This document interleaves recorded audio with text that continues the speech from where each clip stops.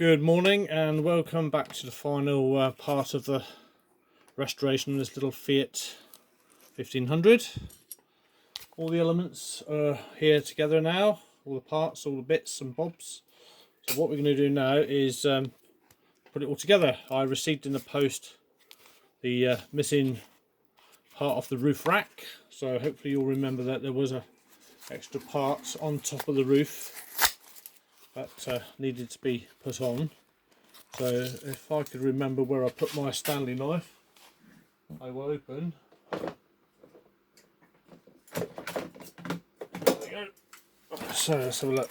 Let's get this. So this is the company I got it from. Die-cast decals and spares. Online there are plenty of places online where you can buy these extra missing parts. So what I've done, and let me just show you, is I've painted the front grille and lights. Done the door handles, just give them a light coat of silver, chrome silver. Backlights I've done red, and I've done the rear bumper. In the original model it didn't have those painted, apart from the grille. As you can see, if you remember, the top of the car requires a part. So that's the part that was missing when I bought the model. So I've only luck in this box is the correct part. There we go. God, he's even sellotaped it in the box. Very well packaged. Let's get that out. There we go. Chuck the box away. So that is the missing roof rack. When the camera decides to focus, so I'll just take that out. So there you go. Yeah, it's not a bad looking detail actually. There's a little bit of plastic there that could probably be just trimmed slightly.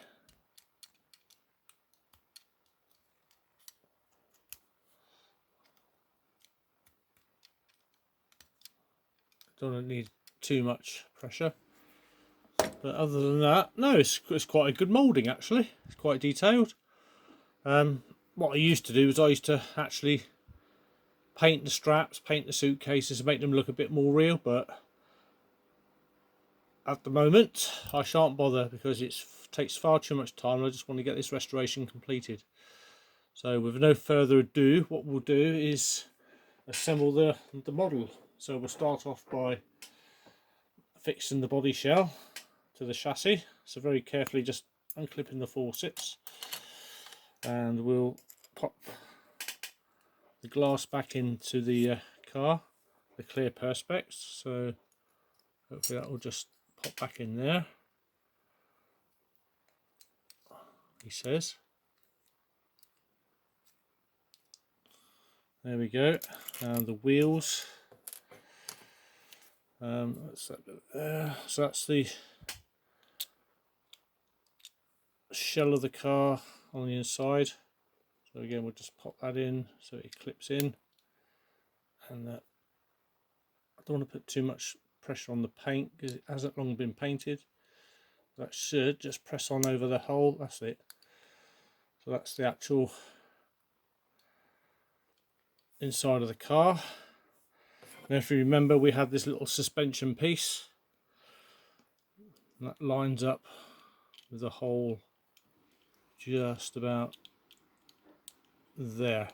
Okay, and then what happens when that's popped out again? So what we do now is just pop the base back on. So there's a little tab, just gently push that into the car, and then we locate the back of the car onto,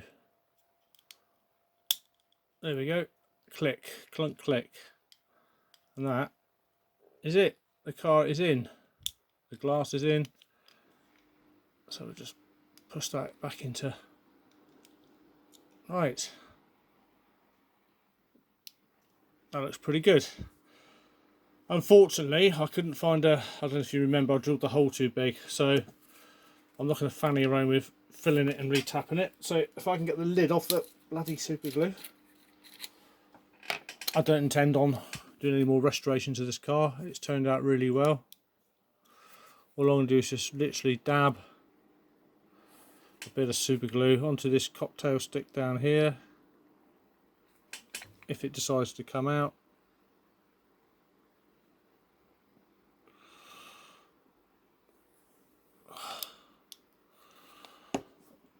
So got a bit of glue on the cocktail stick. I'm just going to pop it into the hole there. Don't need a lot of this Gorilla Glue. It is extremely strong. And then with a pair of tweezers, grab the screw. Oop, he says grab the screw and pop it into the hole in there. Right, that and that will hold it. So for the time being, let's push that in for a few seconds and it will hold. The car is done. There we go. Let's pop that back on before it dries out. That Gorilla Glue is one of the stronger glues, and it's quite reliable. So yeah, it's one I use all the time. So that's the car. A bit dusty around here. All done. Brum brum. So now, with no further ado, I keep saying that, we're going to pop the roof rack on, and that will be the model complete. Okay, so I'm assuming, I don't think there's a right or a wrong way of which side to put it on. So what I should have done was test try it before I... There we go. It's a bit on the loose side. Actually it clips in quite nicely, not too bad. So that is it. That is my little car, my little Fiat 1500 done. All nice and restored. The rear lights were very fiddly. They were supposed to be red on top, orange in the middle and white at the bottom, but the casting wasn't that detailed, so I've just done the lights red. And the front ones, the lower ones white, and the headlights and the grille are chrome silver. And that is it. So that's that little beauty, all complete. And now ready for the cabinet. It runs pretty well. Looks pretty sharp, and it's probably come out better than it did when it was first new, because obviously I've done the bumpers, chrome silver. They weren't originally done on the actual model itself, rear and front, and also I've managed to highlight the door handles with a bit of chrome silver as well, which you probably may not be able to see. And I've done the red lights as well. I was going to do the rear number plate, but again, I might do that at a later date, but I think I won't bother because it's a detail that just won't be appreciated when it's sat in the cabinet on display. So that, my dear friends, is that one done. Happy, brilliant. Going back to a previous model, which was the armoured car. Don't need that paintbrush for cleaning. I've stripped it down, and the next process for this armoured car will be going over it with my Dremel type tool. All that nasty paint off it that was used to try and camouflage it all those years ago. I'm not going to quite start the rest of the restoration on this car, because what I need to do is go to my local model shop. I was going to hand paint it. I've got Desert Yellow in a Tamiya colour, which is the original paint colour. If I just grab my paint box here, let's move my little car over there. I don't want it getting knocked about. So in my box of paints, I'll just open it up. My brushes and stuff. These are quite good for detailing. The Tamiya Weathermasters. Got several of those for when I do the 135 scale models, just for making them look a bit more authentic. But in here somewhere I should have the colour I'm looking for. There we go. So the colour I want to paint that model in, that armoured truck, is the Desert Yellow XF59. This is actually quite an old paint. I've had this for several years, so I'm oh blimey, struggling to get the top off, but yeah, they tend to dry up a little bit. Oh yeah, definitely needs a bit of mixing. It's separated, but that's recoverable. Just use this bit of stick just to knock off these old bits of acrylic off the top of the lid. I'm a bit naughty, because what you're supposed to do with these paints after you've used them, obviously you wipe the brush on the lid of the lip of the jar just to remove any excess paint off the brush, otherwise you can overpaint onto the model. Is you're supposed to get rid of all this gunk, and that way your flipping lid won't stick to the pot all the time. So that should be better. So hopefully next time I'll go to get it off. I was going to hand paint the model, but I thought what I'll try is see if I can get this colour in a spray can, because Tamiya do actually, and Humbrol, they do these marvellous cans of paints. What I've only got at the moment is I've got the Humbrol, that's a dark green. I've got the Tamiya colours, that's a clear coat. So yeah, they do them in these spray cans. That's a bit blurred. Camera doesn't like to focus too close up. So yeah, that's a Tamiya clear coat. They also do the aircraft colours in spray. And like I say, the Humbrol, they do various colours as well. So this is another Humbrol. This is another version of dark green, number 30 in a spray can. They're about £7 each. They're not cheap, and you've only got, well, actually that's £4.99. The Humbrols are cheaper. No price tag on these, but the Tamiyas are closer to £7. 150mm. They do last pretty well, but the Tamiyas are only, it must say on the can somewhere, 100mm. There you go, you get 50mm less for more money. Yeah, so yeah, watch what you're buying. Not always cheap, these model paints. That's why I tend to buy these high coat paints. Obviously they don't do the army colours or the military colours, and these are 150mm, and they're about £3. £2.75, £3 from my local store.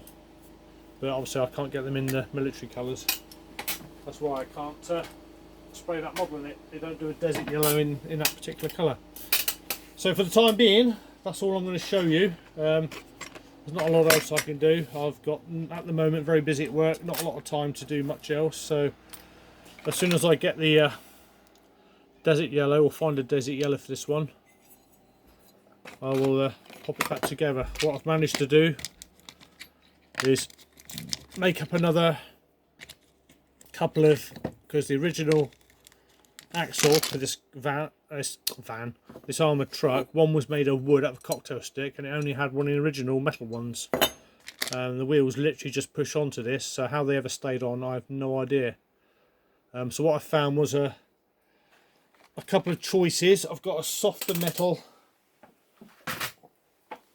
from a piece of wire here, more or less the same diameter, which I've cut to size, which I can use. Or what I've used is a big fat bulldog clip. I've used one of the metal parts from that and straightened it out, and that's a stronger metal. That's almost the same diameter, and I can use that as the axle. It's very slightly small, because if you put the wheel on, it is quite loose. So what I tend on doing, if I can just show you, this is my axle reforming tool, my press drill. When it's on, if I just show you with this one here, when the wheels are popped on, I've got two countersunk punches, one at the bottom, one at the top. Obviously the top one turns, and what I tend to do is pop the wheels in. When the drill's drilling, I shall bring it down on top of the axle. The rotation will flatten and mushroom the end of the axle, and then the wheels will stay on, and I'll repeat that over to the other side, and that will splay the end of the axle there just enough to keep the wheels on. It's not going to be run around the carpet. I mean, obviously if it was a child playing with a toy, I'd want to mushroom it quite well so that the wheels don't actually fall off, but for that, that's all I'm going to do, because like I said, it's been on display. So I don't know if you remember me actually getting the turret off. I had to drill it, so what I've done is tapped a small thread, 3mm thread into there, so when I actually reassemble, put the turret back on, it will just fall off. So what I've decided to do is get a screw with a 3mm thread, and what it's got quite a wide base to the top of the screw, is with a screwdriver and maybe a washer as well. I will screwdriver. There we go. What will happen is, oh my god, here we go.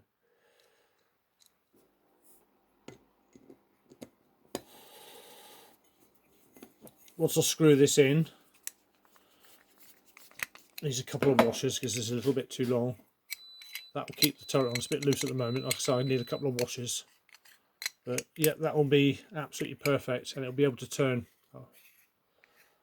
So that's one way of being able to recover these toys. If you need to drill out the rivet, just tap it and pop a screw in with a couple of washers there, and that will be as good as new. I might even shorten the screw by another couple of mil, so it's just very slightly too long.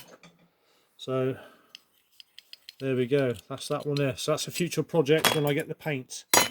I did think about using these wheels, which I rescued off I think it was a Corgi Land Rover, but on reflection they wouldn't look right. I don't know, unless I paint the centre, because the white doesn't look, they got a bit more of a tread on them. But I think I'll go back to the original wheels. These are slightly too big a radius as well. So there we go, hope you enjoyed that. Any questions, feel free just to ask. I've had a few views on the first part of my little restoration, my Fiat 1500. Like I said, lovely little toy. Got it for next to nothing in a local shop, and it's looking as good as new now. So that will go into my display cabinet and sit there next to probably the Zephyr of that era, 1965 these were made. So thank you very much, and I'll see you next time, hopefully for the armoured car restoration. Bye bye for now.